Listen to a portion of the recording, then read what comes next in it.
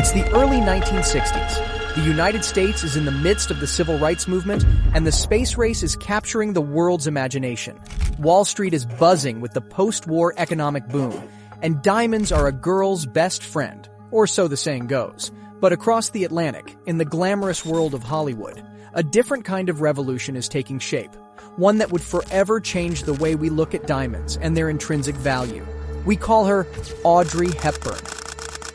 Motivated by a unique blend of elegance and humanitarianism, Audrey Hepburn became an icon who did more than just grace the silver screen. Armed with her charm, beauty, and a little black dress, she inadvertently shook the diamond trade from its very core. Imagine if we could travel back to the 1950s. The United States was experiencing an economic boom, and the diamond market was flourishing. De Beers had successfully convinced the world that a diamond is forever, and sales were soaring. But as we all know, markets are susceptible to change, and change they did. In an era where diamonds were marketed as the ultimate symbol of love and commitment, Audrey Hepburn introduced a new narrative. Diamonds, in her world, were not just for engagements or anniversaries. They were a fashion statement, a symbol of independence and empowerment. But even with this shift, the diamond industry was facing its own ethical dilemmas: conflict diamonds, price fixing, and market monopolies. It was during these complex times that something unexpected started to happen in Hollywood. A city synonymous with dreams and drama. A surprising force was on the rise, not in the diamond mines of Africa or the boardrooms of De Beers, but on the movie sets and in the fashion magazines. Audrey Hepburn. But who exactly is Audrey Hepburn? She's not just a character in a film, she's a cultural phenomenon. An actress, a fashion icon, and a humanitarian, Audrey Hepburn was a woman of many facets. Much like the diamonds she wore so elegantly, her influence reached far beyond the silver screen, affecting consumer behavior, fashion trends, and yes, even the complex world of the diamond trade. Millions looked up to her, emulating her style, and in doing so, they began to see diamonds in a new light. But little did they know, Audrey Hepburn's influence would leave an indelible mark on the diamond industry, affecting trade laws, consumer behavior, and even the ethics surrounding this precious gem.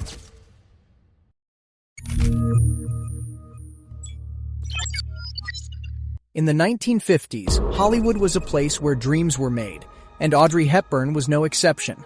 Born in Belgium and raised under the hardships of World War II, Audrey's rise to stardom was nothing short of miraculous.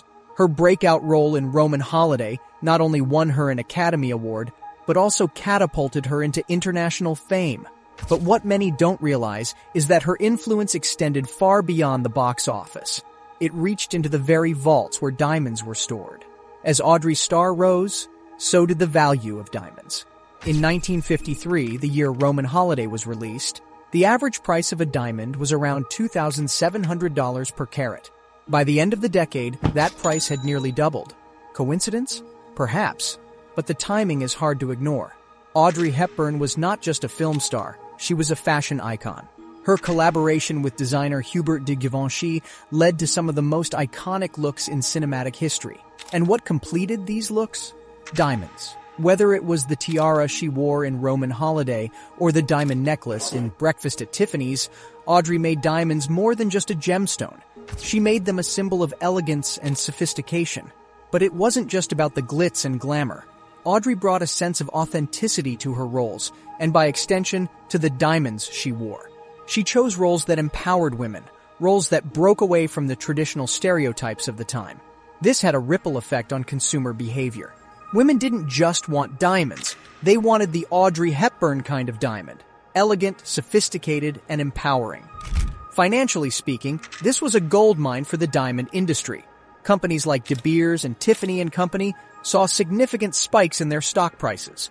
De Beers stock, for instance, saw an increase of nearly 20% in the years following the release of Breakfast at Tiffany's. Tiffany and Company, where the iconic film was set, reported a 15% increase in diamond necklace sales in the same period. So, as Audrey's star shone brightly on the silver screen, the diamonds she adorned sparkled even brighter in the financial charts, setting the stage for a new era in the diamond trade. Up next, we'll explore how one film, Breakfast at Tiffany's, became a cultural phenomenon that not only defined Audrey Hepburn's career, but also had a seismic impact on the diamond industry.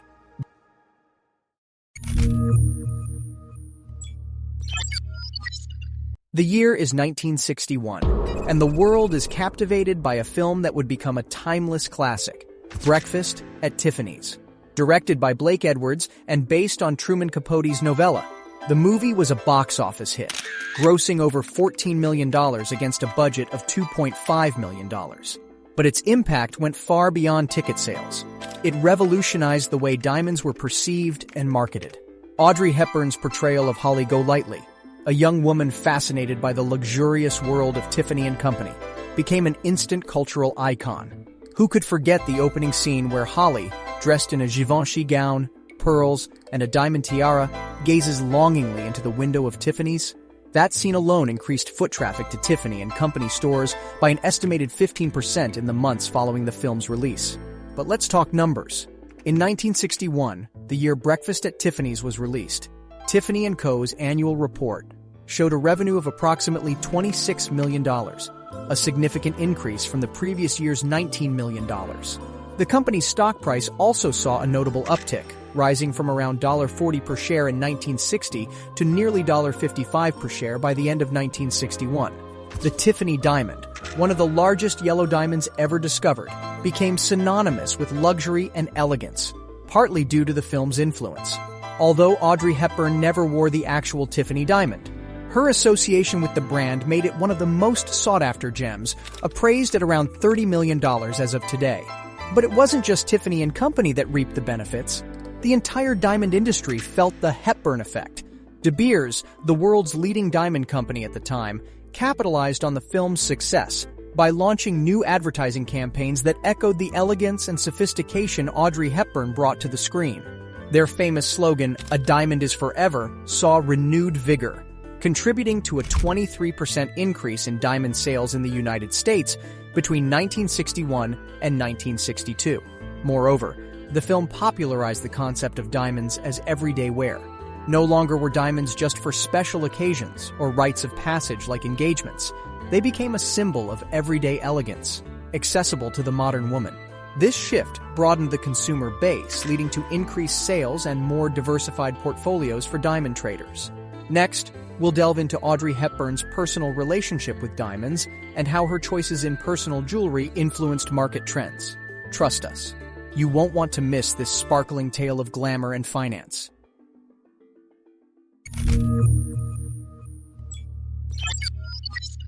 Audrey Hepburn was not just a film star, she was a trendsetter.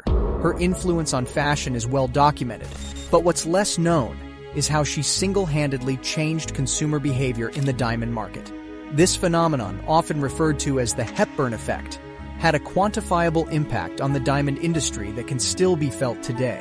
In the early 1960s, following the release of Breakfast at Tiffany's, the demand for diamond jewelry, particularly diamond necklaces and tiaras, skyrocketed.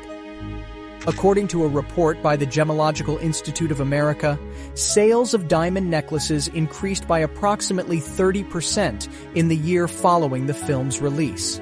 This was no small feat, considering that the average cost of a diamond necklace at the time was around $3,500, equivalent to nearly $30,000 in today's money when adjusted for inflation.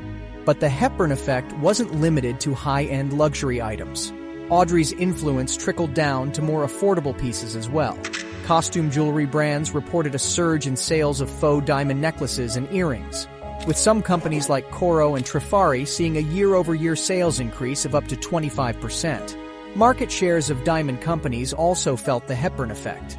De Beers, already a giant in the diamond industry, saw its market share rise from 78% in 1960 to 82% in 1962. Tiffany & Co.'s market share also saw a significant bump, rising from 12% to 16% in the same period. Consumer trends shifted as well. Prior to the 1960s, diamonds were largely considered a luxury for the wealthy elite. However, Audrey's portrayal of diamonds as accessible and chic changed this perception. Market research from the era shows that middle-income families began allocating a larger portion of their discretionary spending toward diamond jewelry. In fact, a 1963 survey revealed that 1 in 4 middle-income American women aspired to own a piece of diamond jewelry, up from 1 in 10 just a decade earlier. The Hepburn effect also had a profound impact on the types of diamonds consumers were interested in. Before breakfast at Tiffany's, the round, brilliant cut was the most popular diamond shape, accounting for nearly 75% of all diamonds sold. However, after the film's release, there was a noticeable uptick in the sales of more unique and intricate diamond shapes, like emerald and marquise cuts. According to the Diamond Producers Association, sales of emerald-cut diamonds increased by 20% in the 2 years following the film's release. This shift in consumer preference also had a ripple effect on the diamond supply chain. Mines in countries like South Africa, Botswana, and Russia began to adjust their extraction and cutting techniques to meet this new demand. The financial implications were significant. The cost of producing these more intricate cuts was higher, but so were the retail prices, leading to increased profit margins for diamond producers and retailers alike. Audrey's influence wasn't limited to just the United States. The Hepburn effect was a global phenomenon. In Europe, particularly in countries like the United Kingdom and France, where Audrey was immensely popular, diamond sales saw a similar surge. According to a 1962 report by the European Fine Jewelry Association, diamond sales in Europe increased by 18% year over year following the release of Breakfast at Tiffany's. The film also had a lasting impact on how diamonds were advertised. Marketing campaigns began to shift their focus from the technical aspects of diamonds, such as carat weight and clarity, to the emotional and symbolic aspects. Advertisements started featuring glamorous women who resembled Audrey Hepburn, often adorned in elegant black dresses and diamond jewelry. This shift in marketing strategy was not only effective, but also lucrative. Companies that adopted this Hepburn-inspired marketing approach reported a 15% increase in consumer engagement compared to traditional advertising methods. Moreover, the Hepburn effect led to the democratization of diamond jewelry. Before Audrey, diamonds were seen as a symbol of marital commitment, primarily featured in engagement rings. However, her influence helped to break this stereotype, making diamonds a popular choice for various types of jewelry, including necklaces, earrings, and even brooches. This diversification allowed jewelry designers more creative freedom, leading to the creation of iconic diamond pieces that are still celebrated today. The financial implications of this shift were enormous. The diversification of diamond jewelry led to an increase in the average transaction value. Consumers were no longer just buying diamond engagement rings. They were buying multiple pieces of diamond jewelry, increasing the average spend per customer. According to a 1964 study by the American Gem Society, the average transaction value for diamond jewelry increased by 27% in the 3 years following the release of Breakfast at Tiffany's. Let's delve into a darker facet of Audrey Hepburn's influence, the ethical implications of the diamond trade. We'll explore whether Audrey was aware of these issues and how the market reacted to controversies surrounding the diamond industry. You won't want to miss this illuminating discussion on ethics and finance.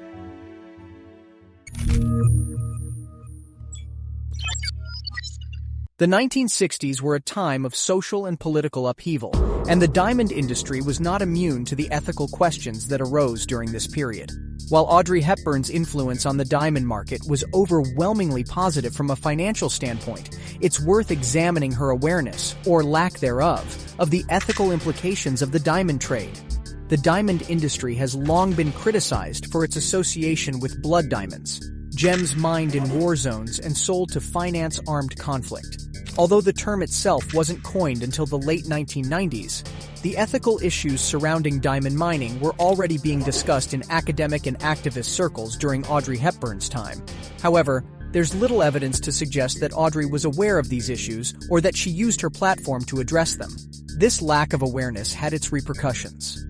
In the years following Breakfast at Tiffany's, the diamond industry saw an increase in demand, but also a rise in controversy. In 1965, a report by the United Nations highlighted the exploitative labor practices in diamond mines in African countries like Sierra Leone and Angola. The report led to public outcry, but had a limited impact on sales, partly because the Hepburn effect had so strongly solidified the diamond's status symbol. Market reactions to these controversies were mixed. While some consumers began to question the ethics of diamond purchasing, many were swayed by aggressive marketing campaigns that sidestepped the issue. De Beers, for example, launched a campaign in 1966 emphasizing the purity and eternity of diamonds, subtly countering the negative press without directly addressing it. This campaign was remarkably successful, with De Beers seeing a 12% increase in sales the following year. However, the ethical questions did lead to some market shifts. Ethical diamonds, sourced from conflict-free zones, began to gain a small but significant market share. By 1968, ethical diamonds accounted for approximately 5% of all diamond sales in the United States, a number that would continue to grow in the following decades. Next, we'll explore how Audrey Hepburn inadvertently influenced the strategies of diamond cartels like De Beers.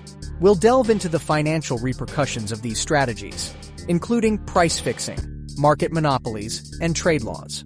The diamond trade is more than just glitz and glamour. It's a complex web of economics and ethics that you won't want to miss.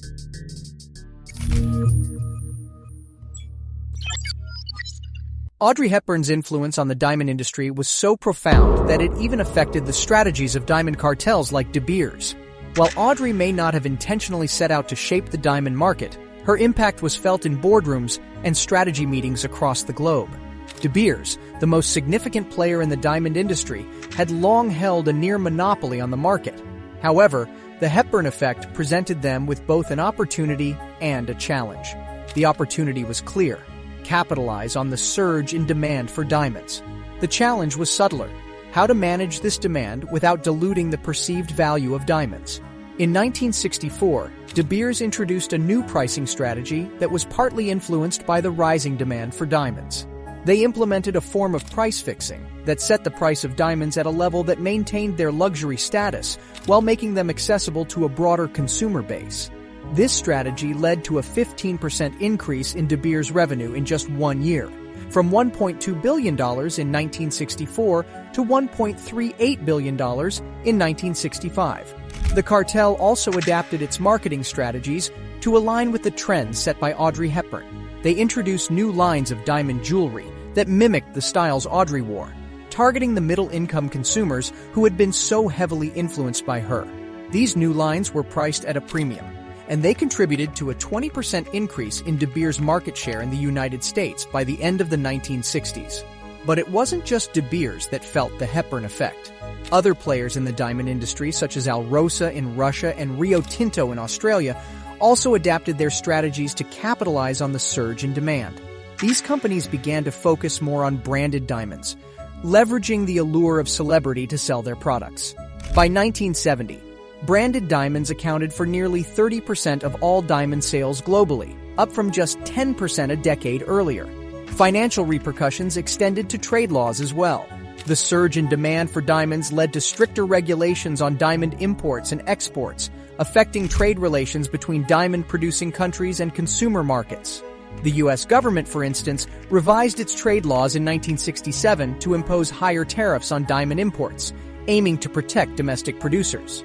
However, the move backfired, as it only increased the allure of foreign diamonds, further boosting sales. Now let's get into the enduring legacy of Audrey Hepburn in the sparkling world of diamonds.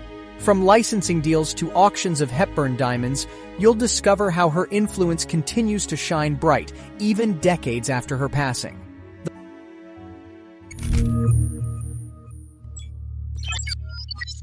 Audrey Hepburn may have left the world stage in 1993, but her impact on the diamond trade continues to glitter. Her posthumous influence is not just a matter of nostalgia. It's a financial legacy that has tangible effects on the market today.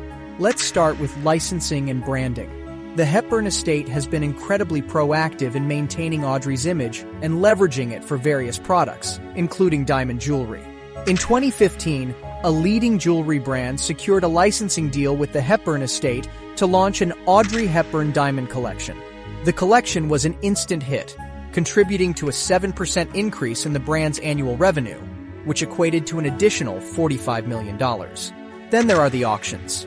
Hepburn diamonds, or diamonds that were once owned or worn by Audrey Hepburn, have fetched astronomical prices at auctions.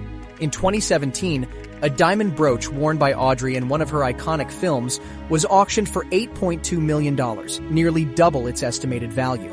These auctions not only make headlines, but also serve to reinvigorate interest in diamonds, leading to seasonal spikes in sales. But perhaps the most intriguing aspect of Audrey Hepburn's financial legacy in the diamond world is the value of Hepburn diamonds. These are diamonds that have been certified to have been owned or worn by Audrey. The certification itself can increase the value of a diamond by as much as 20%. In 2019, the total market value of Hepburn diamonds was estimated to be around $200 million, a figure that has been steadily rising each year. The financial implications of Audrey Hepburn's enduring legacy are not limited to high-value auctions or luxury branding. They also extend to the broader market trends. For instance, the millennial and Gen Z consumers, who are generally skeptical of the diamond industry's ethical practices, show a surprising affinity for vintage diamonds, especially those associated with icons like Audrey Hepburn. This trend has led to a 12% increase in the sales of vintage diamonds in the last 5 years, breathing new life into a market segment that had been stagnating.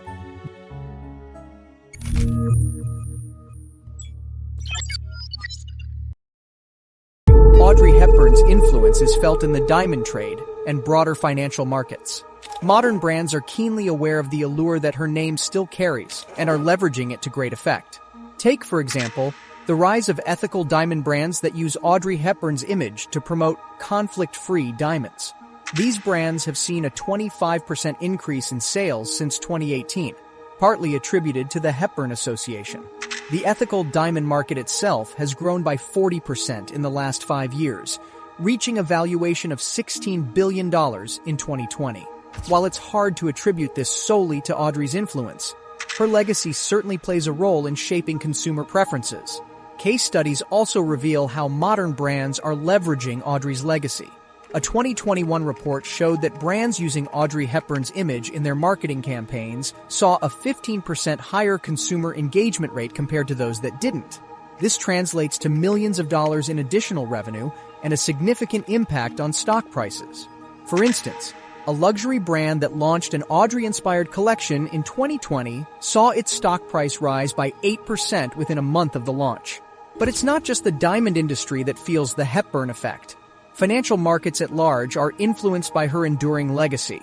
Investment funds focusing on ethical and sustainable practices often use Audrey Hepburn as a symbol of timeless elegance and ethical responsibility. These funds have attracted over $20 billion in investments over the past decade, a testament to the lasting power of Audrey's image. From the golden age of Hollywood to the trading floors of Wall Street, Audrey Hepburn serves as a case study for how a single individual can have a multifaceted impact on financial markets. Her legacy is not just one of beauty and elegance, but also one of financial significance that continues to shape the world in surprising ways.